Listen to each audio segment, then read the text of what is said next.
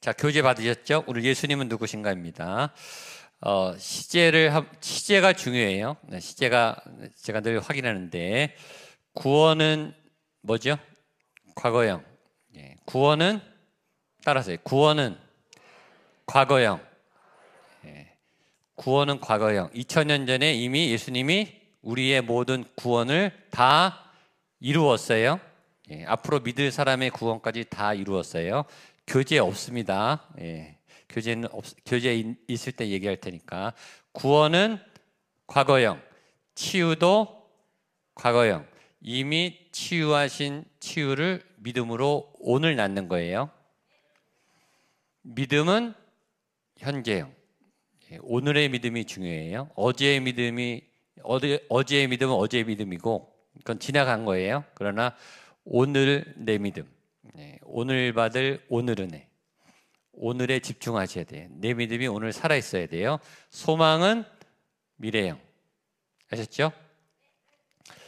여기서 구원이 과거형이라는 것은 이미 이겨놓고 시작한다는 거예요. 이미 구원 받았죠? 구원 받은 거예요. 예, 이미 나음을 입은 거예요. 이미 천국에 가죠? 예. 천국 백성이 되었습니다. 하나님의 자녀가 되었습니다. 내 안에 예수 그리스도의 능력이 있습니다. 부활의 능력이 이미 있어요. 아멘. 그 말은 이미 나는 세상에서 이미 죽어도 천국 가니까 승리한 거예요. 죄와 사망 권세를 이긴 거예요. 믿음은 이겨놓고 싸우는 거예요. 이미 이겼으니까 겁낼 필요가 없다고요. 이미 게임이 끝났어요. 죽어도 천국 가고 이 땅에서도 죄에 지지 않아요. 고난에 지지 않아요.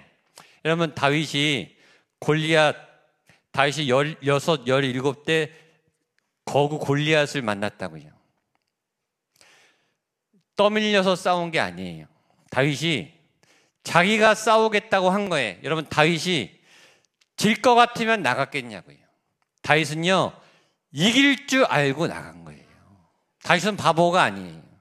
무모한데 목숨을 겁니까? 그런데 이길 줄 알고 나가서 물리친 거라. 그러니까 한 방에 물리쳤잖아요.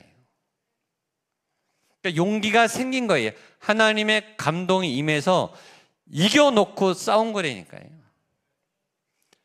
엘리야가 갈멜산에서 850대 1, 수적으로 850의 기라성 같은 이 이방 제사장들, 이 바알의 선지자들 850명, 여기 꽉 차도 800명 넘죠. 여기 600석이니까 한 명하고 850명의 바알의 제사장들하고 싸우는데, 그 제사장들은 왕을 등 뒤에 업은 권력가들이고 또 군사력을 동원할 수 있는 정치력이 있는 기라성 같은 850명이라고요. 근데 엘리야가 싸우자고 덤빈 거예요. 엘리야가 갈멜산으로 와서 대결하자. 엘리야가 질 줄 알았으면 싸웠겠냐고요. 이길 줄 알고 싸운 거예요. 구약의 신약의 모든 거는 이렇게 돼 있어요. 여호수아가 여리고가 무너질 줄 알고 7일 동안 13바퀴를 돈 거예요. 믿음으로. 그냥 하나님이 무너뜨린다고 했으니까. 예수님이 이 땅에 오셔서 그 기라성 같은 로마 권세들, 또 사내들인 국회의원 70명, 기라성 같은 정치, 경제, 문화, 군사 권력을 갖고 있는 그 사내들인 공예의 그 사람들 보는 앞에서 성전을 판을 뒤집고 장사꾼들을 몰아내고 내가 하나님의 아들이다, 이런 신성 모독 같은 발언을 왜 했겠냐고. 나 죽여라는 말이죠. 그리고 죽으셨어요. 네. 그러나 그 십자가가 승리인 줄 알고, 이길 줄 알고 죽으신 거예요. 부활을 믿고 죽으신 거라고요. 그 예수님이 부활 승천하시면서 12제자에게 모든 인류의 구원을 위임했어요. 너희가 가서 세상 끝날까지 복음을 전해라. 그때 제자들의 가슴이 얼마나 조마조마했을까. 저는 상상만 해도 떨려요. 주님이 가시면 어떡합니까? 이 12제자도 지금 믿음이 불안정하고 다 도망갔던 사람들인데 이 12제자를 어떻게 믿고 세상의 구원을 맡깁니까? 그런데 성령의 불을 받고 세상을 바꾸잖아요. 그러니까 예수님은 아신 거예요. 그러니까 여러분들 믿음은 이겨놓고 하는 거예요. 금년에 미션 캠을 하지만 미션 캠은 목양교회 전교인 선교 프로젝트에 매년 9월이나 10월에 저희 교회 주일 예배를 안 드리고 전국의 미자립교회, 개척교회, 또 농어촌교회 가서 전교인이 섬기고 해. 우리 예배를 안 드리고 헌금도 안 하고 2015년에 처음 시작할 때 장로님들이 다 반대할 줄 알았어요. 제 교인들이 안 할, 왜냐면 한 주 헌금이 3, 4천만 원이거든요. 그리고 가는 비용까지 하면 2배로 들잖아요. 그 비용, 우리 교회 예배를 포기해야 되고. 근데 첫 당회 때 바로 오케이가 났어요. 장로님들이. 그리고 성도님들이 그 첫 해에 제주도까지 갔어요. 저희 교회 예배를 비우고. 될 줄 알고 시작한 거예요. 저희 교회 교육자들이 목회 기획을 3개월 미리 다 해요. 걸릴 건 걸르죠. 그리고 제가 교회 발표하고 진행하는 거는 될 줄로 믿고 하는 거예요. 안 될 것 같으면 안 해요, 여러분. 물론 다 잘 되진 않아요. 실패도 하죠. 예상대로 안 되죠. 그러나 믿음으로 그냥 하는 겁니다. 여러분, 싸움은 기세예요, 기세. 승기를 잡고 하는 거예요. 질 것 같으면 하지 마세요. 싸울 거면 승기를 잡고 싸우시라고요. 승기를 잡으려면 그만한 실력을 갖춰야 되고 그만큼 철저히 준비하셔야 되고 하나님의 믿음을 따라 모험을 해야 돼요. 그러면 이기는 거예요. 오늘 예배도 응답받고 드리시라고 해요. 기도도 응답받을 걸 믿고 시작하라고 해요. 그렇게 예배하는 거예요. 주실까 안 주실까가 아니고 주셨음을 믿습니다. 하나님 감사합니다. 오늘 예배를 통해 내가 새로운 사람으로 변화됩니다. 새 시즌이 시작됐습니다. 오늘 나를 통해 새 일을 행하실 줄 나는 믿습니다. 근데 자꾸 혼이, 걱정이 자꾸 일어나면 그 혼에 영이 묶여요. 육체도 묶이는 거예요. 아프면은 자꾸 이 눌림이 와서 내 영을 묶어요. 육체의 통증과 고통이 이게 두려움으로 와서, 그러니까 자아가 강하면 혼이 강하고 혼이 강해지면 영이 밀려요. 그래서 영을 강화하려면 예배를 드려야 되고 말씀을 심으셔야 되고 기도를 성령의 인도함을 따라하는 기도를 많이 하고 적게 하는 게 아니라 기도의 질이 성령을 따라 기도해야 돼요. 1시간, 2시간 했는데 내 기도만 다, 내 할 말만 다 해요. 그건 기도가 아니에요. 그건 요구사항이지. 기도는 하나님의 영으로 하나님의 마음을 따라 하나님의 생각을 따라서 하나님의 뜻을 이루도록 하는 게 기도예요. 기도하다가 내 생각이 꺾이고 내 계획이 무너지고 하나님의 계획을 받아내서 그 길을 가는 게 기도라고 해요. 그러니까 예배 오기 전하고 예배 드린 다음은 달라져야 돼요. 하나님의 새 옷을 입고 하나님의 새 플랜을 가지고 하나님이 주신 새 힘을 가지고 나아가는 거라고요. 오늘 예배가 그런 예배가 되기를 축복합니다. 늘 말하지만 오늘은 아닐 거라고 자꾸 생각하는 그 불신앙을 버리십시오. 옆에 분에게 말하세요. 오늘입니다. 지금입니다. 당신입니다. 아멘. 자, 우리 상반기에 7주 동안 하나님의 속성, 하나님의 성품에 대해서 공부했습니다. 원래 2주 하려고 그랬는데 길어졌어요. 하나님에 대한 공부가 제일 어려워요. 그러니까 파도 하나님 건 할 게 많아요. 근데 하나님의 성품, 생각을 자꾸 하면 생각이 행동이 돼요. 그러니까 이 사람이 행동하는 걸 보면 이 사람이 무슨 생각을 하는지 알 수 있죠. 이 사람이 말하는 걸 보면 그 속이 나와요. 이 속에 무슨 생각을 하고 있다가 말로 나오게 돼 있어요. 그러니까 생각하면 행동이 돼요. 행동을 자주 반복하면 습관이 됩니다. 그렇죠? 습관이 돼요. 몸에 익어요. 그 몸에 익은 게 성품이 되고 캐릭터가 되고 태도가 돼요. 그 나를 형성한다고요. 그 나를 형성하는 그 성품이 굳어지면 프레임이 돼요. 틀이 된다고요. 이 견고한 체계가 돼요. 그 사상이 된다고요. 그래서 은혜 받고 믿음 생활에도 틀이 안 바뀌는 분이 많아요. 성품 바뀌는 게 오래 걸려요. 왜냐하면 성품이 오래됐기 때문에 몇십 년씩 쌓아서 완성됐기 때문에 내 영이 뒤집어져도 이게 성품이 안 바뀌는 분이 많아요. 그래서 이 성품이 바뀌어 나가는 게 성화예요. 그래서 하나님의 성품으로 우리가 변해가야 되는 거죠. 변해가게 돼 있는 거예요. 그래서 하나님의 성품. 자, 시편 34편 8절입니다. 같이 한번 읽겠습니다. 시작. 너희는 여호와의 선하심을 맛보아 알지어다. 그에게 피하는 자는 복이 있도다. 하나님은 선하세요. 그 선함은 맛봐야 되는 거예요. 이론이 아니에요. 체험으로 하나님은 선하시다. 마가복음 10장 18절 시작. 하나님 한 분 외에는 선한 이가 없느니라. 그래서 하나님의 성품은 첫 번째 거룩은 깨끗한 거예요. 죄가 단 한 털도 없는 거예요. 하나님이 거룩하니 너희도 거룩하나. 그러니까 죄가 없어져야 돼요. 죄가 소멸돼야 돼요. 두 번째 사랑은 거대한 하나님이 사랑이라 그러죠.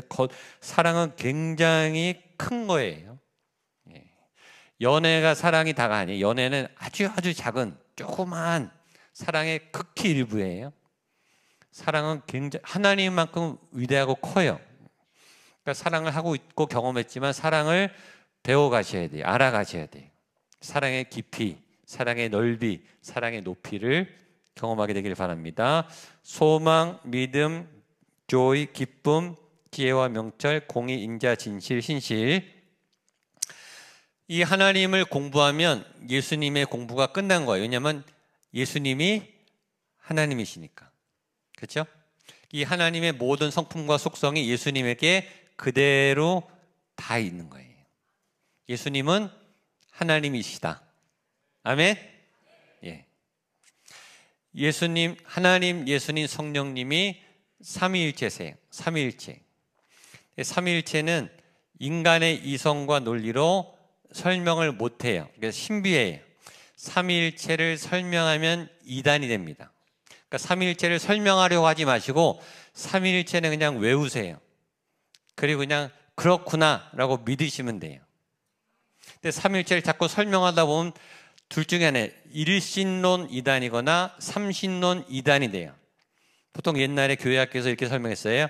태양이 빛이 있고 그다음에 열이 나고 에너지가 아니냐.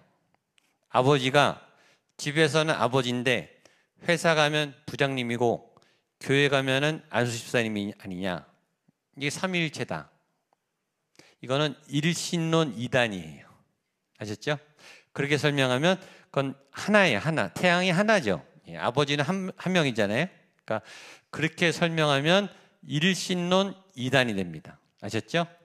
그러면 성부, 성자, 성령 다 다른 분이다. 그러면 삼신론 이단에 빠지는 거예요. 그러니까 설명을 못해요. 세 분인데 한 분인 거예요. 끝. 더 설명하려면 인간의 논리로 설명이 안 돼요. 완벽히 다른 세 분인데 완벽히 똑같은 한 분이에요. 이해가 안 되죠. 그러니까 하여튼 그거예요. 그러니까 예수님도 하나님이에요. 자, 고린도후서 13장 5절 같이 해보겠습니다. 시작. 너희는 믿음 안에 있는가? 너희 자신을 시험하고 너희 자신을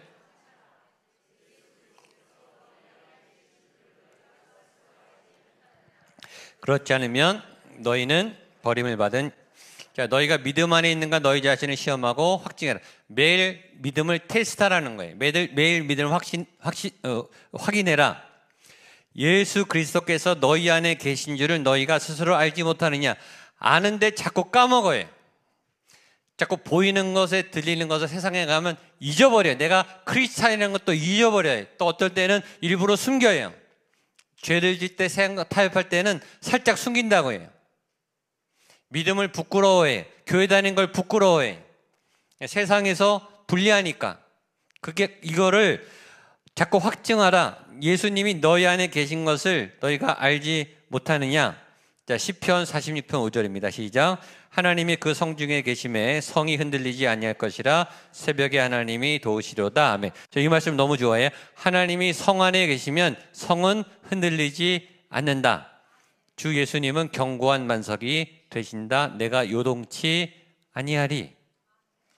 예수 그리스도가 여러분의 삶의 중심, 가정의 중심, 인생의 중심, 교회의 중심이 계신지 확인하고 확증하고, 이게 기본인데 제일 중요해요. 내 안에 예수 그리스도가 살아 계시는 거.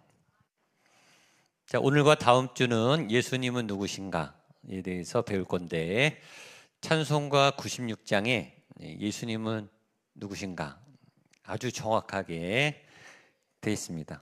반주해 줄 수 있나요? 이 코드인데 아시죠? 자, 예수님은 누구신가? 예수님은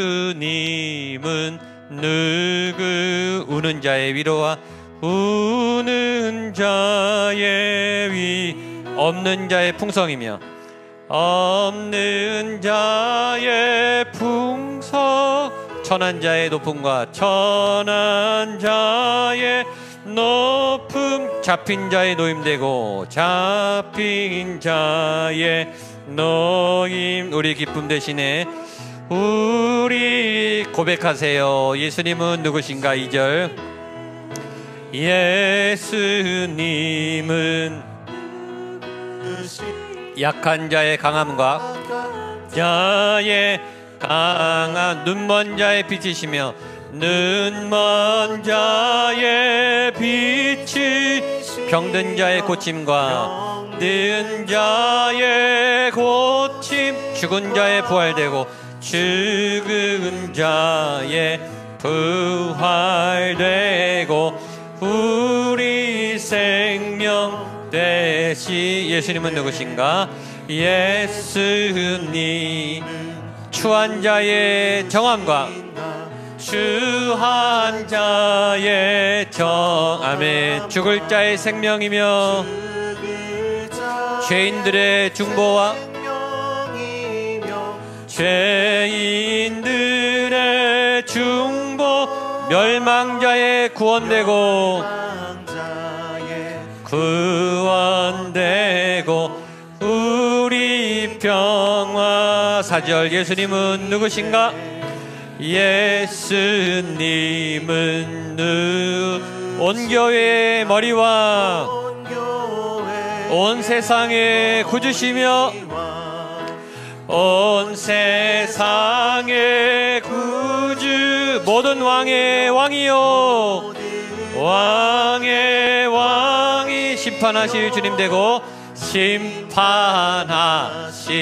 주님 되고 우리 영광 되시네. 아멘. 아멘.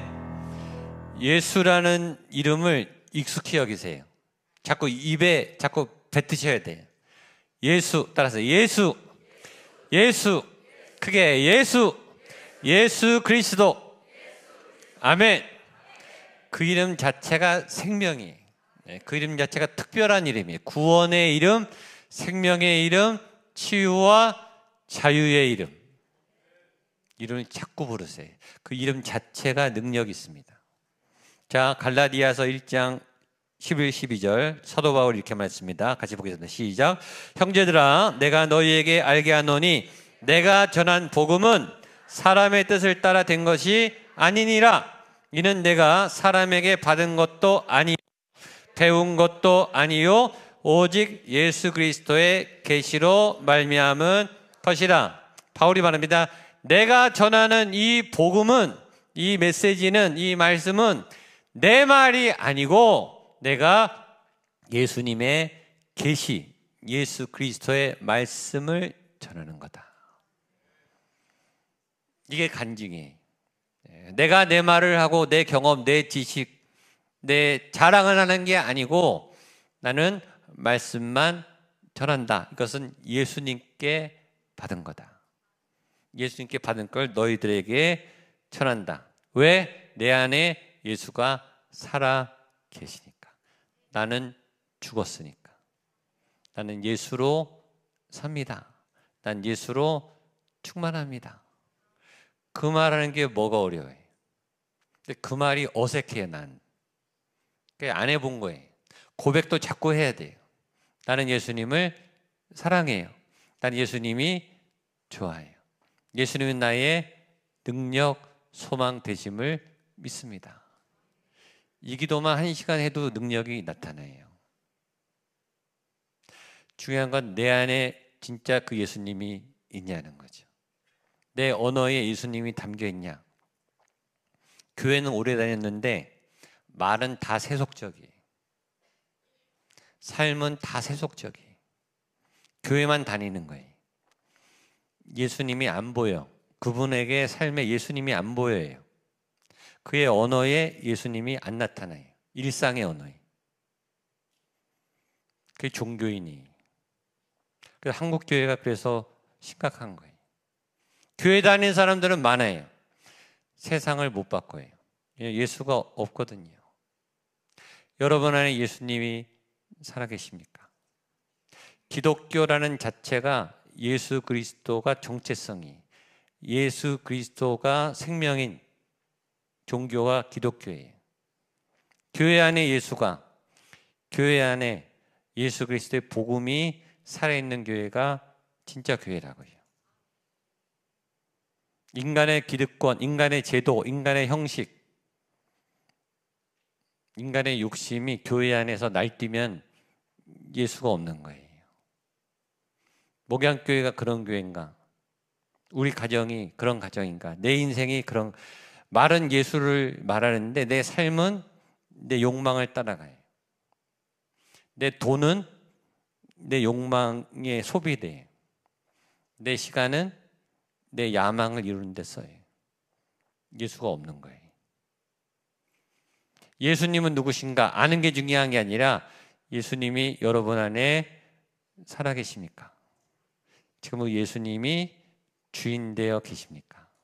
이게 중요해요. 그 예수의 이름은, 자, 마태복음 1장 21절입니다. 같이 읽겠습니다. 시작. 아들을 낳으리니 이름을 예수라 하라. 이는 그가 자기 백성을 죄에서 구원할 자임이시라 하니라. 아멘. 예수 이름의 뜻은 저가 자기 백성을 죄에서 구원할 자라는 뜻입니다. 예수라는 이름 자체가 능력이 있는 거예요.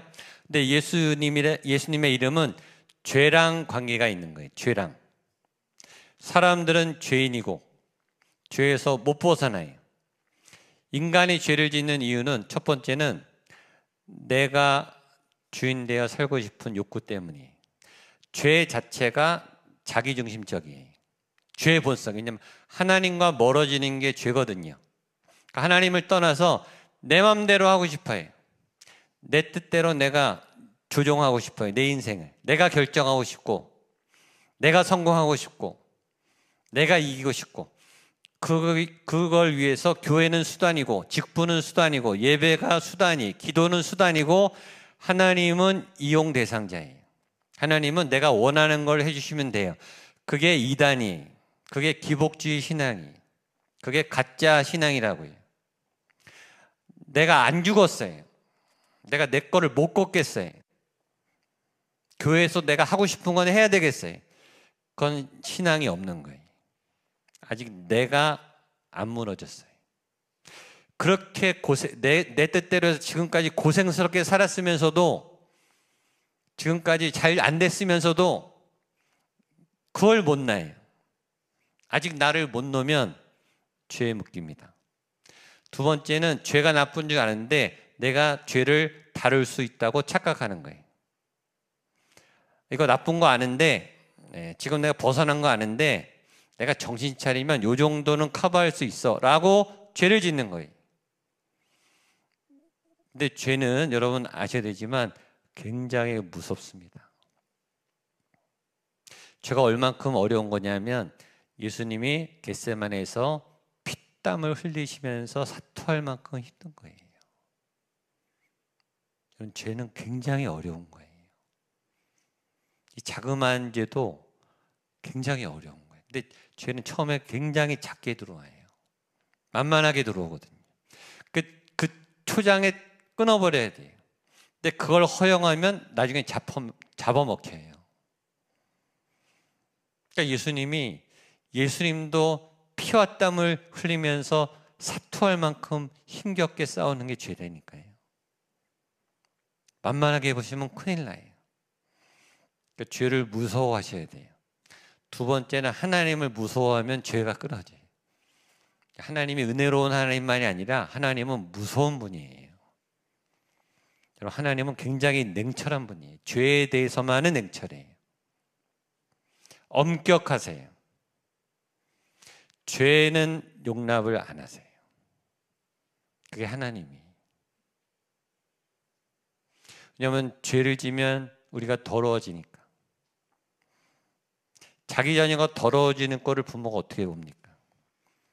자기 자녀가 고통받는 꼴을 부모가 어떻게 보냐고요. 엄격하게 경고해서라도 차단시켜야죠. 그게 우리를 사랑하시는 엄격한 하나님의 사랑입니다. 굉장히 매몰차세요. 죄에 관한 칼 같으세요. 아주 냉기가 돋을 만큼 무서우세요. 섬뜩해. 하나님을 좀 섬뜩하게 느껴봐요. 하나님 굉장히 무섭습니다. 죄에 관한 하나님 만만하게 보시면 큰일 납니다. 여러분이 하나님 머리 꼭대기에 있다고 착각하지 마세요. 우리 하나님을 두려워하셔야 돼요. 그래서 예수님이 그 죄의 권세를 끊으러 오신 분이에요.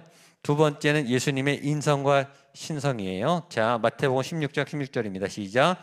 시몬 베드로가 대답하여 가로되 주는 그리스도시요 살아계신 하나님의 아들이시니이다.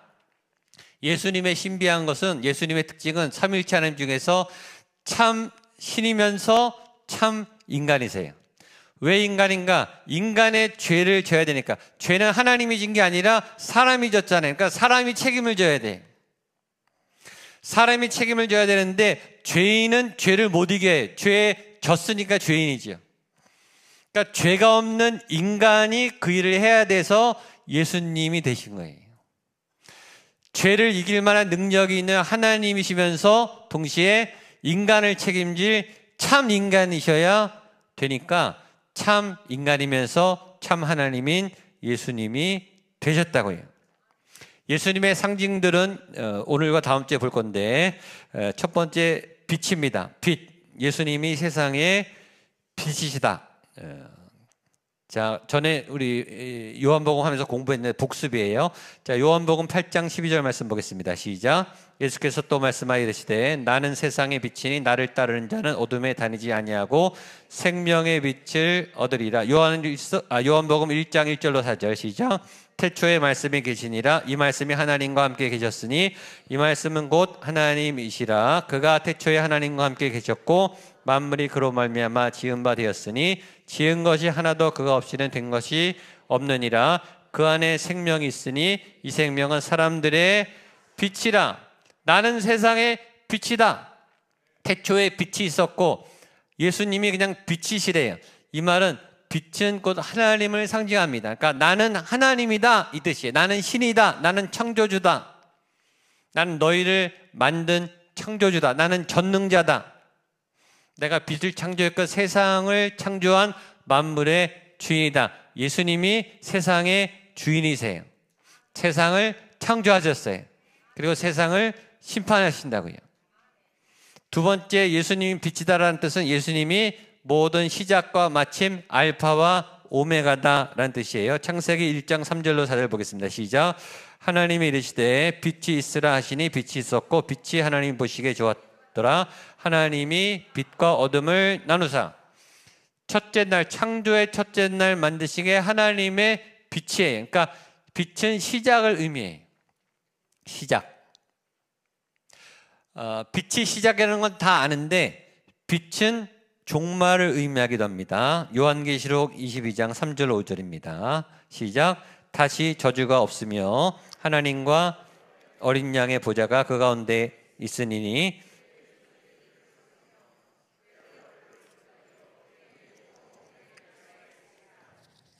밤이 없겠고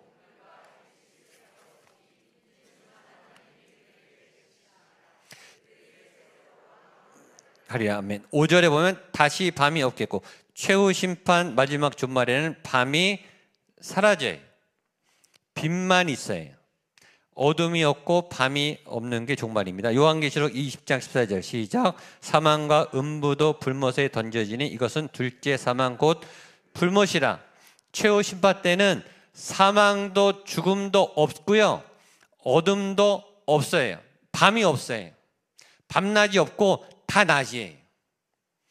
그러니까 예수님이 빛이다라는 말은 내가 시작과 종말이다. 내가 알파요 오메가다.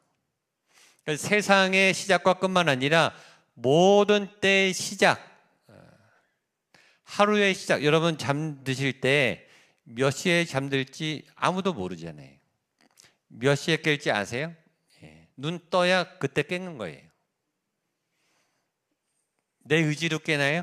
아니죠. 눈이 떠져야 깨는 거죠. 눈을 못 뜨면 어떻게 되는 거예요? 가는 거죠. 눈 못 뜨면 죽는 거예요. 몇 시에 떠지느냐? 시작은 하나님의 손에 있습니다. 언제 잠드느냐? 몰라요. 하나님의 손 안에 있습니다. 목양교회가 앞으로 리모델링을 어떻게 새 시즌을 열어가느냐? 몰라요. 아무도 몰라요.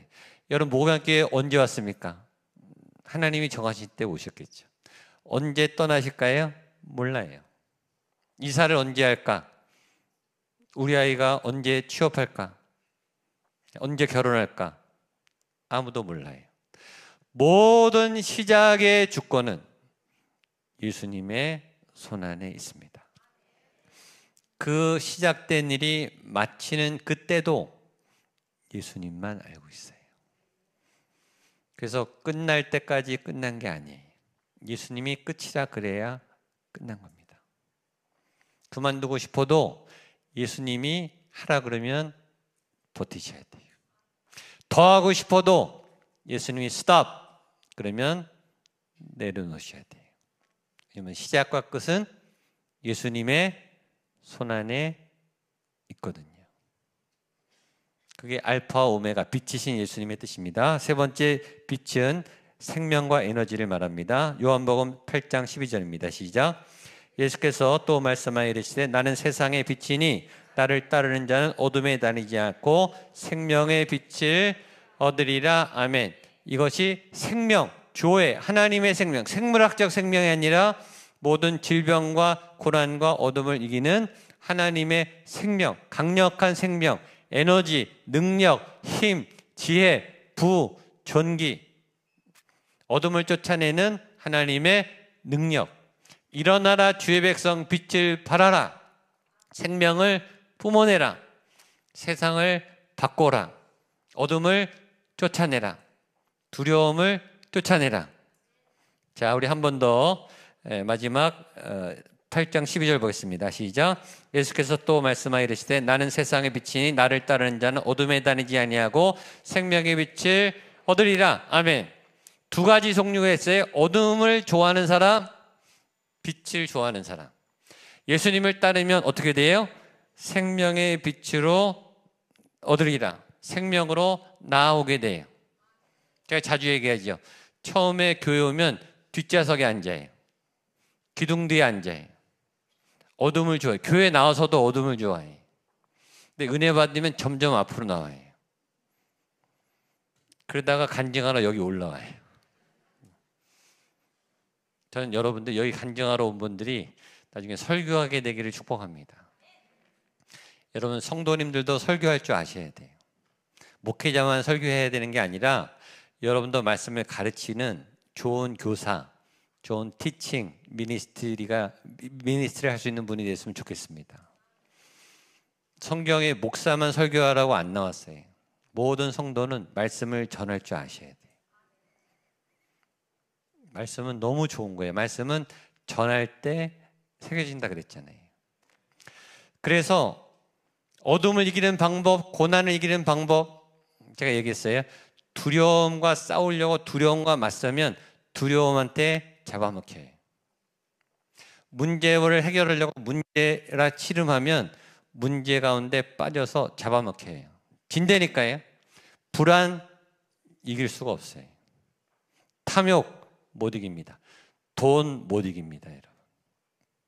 그 미혹이 들어오면 두려움과 맞서지 말고 두려움하고 딱 등을 지세요.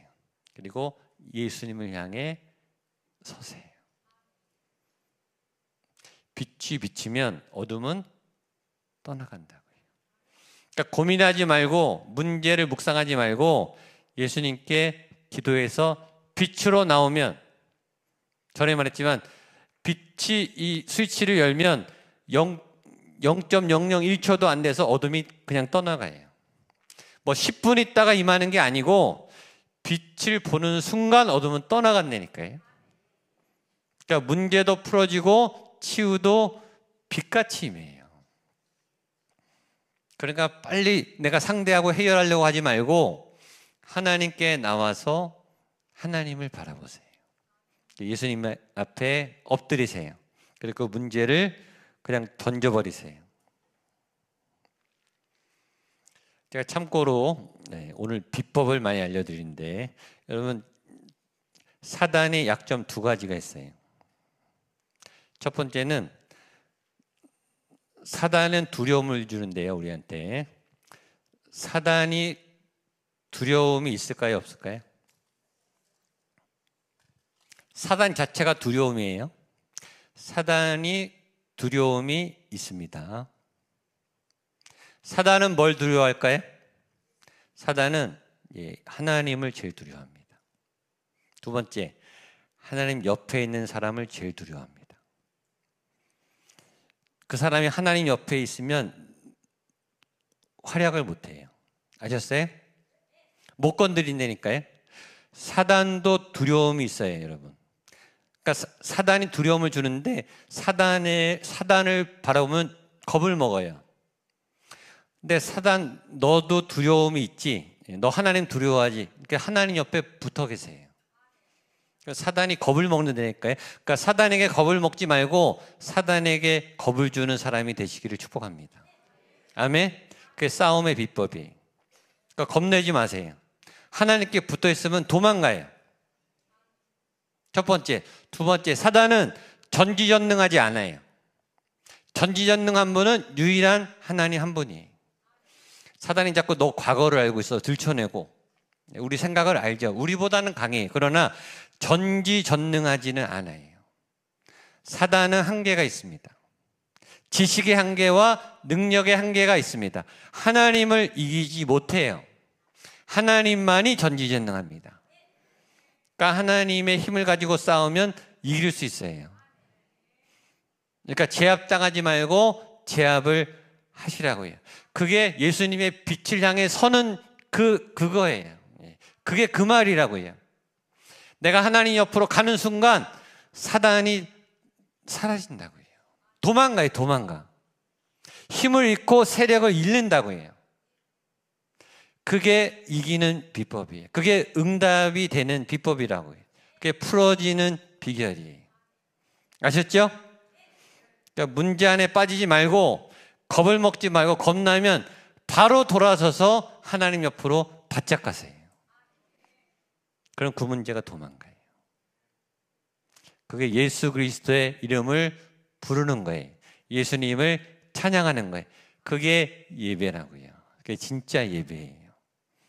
내 영이 살아나고 내 기쁨이 회복되고 내 힘이 솟아나는 그 크신 주님을 오늘 만나고 예배하는 여러분 되시기를 축복합니다. 다 자리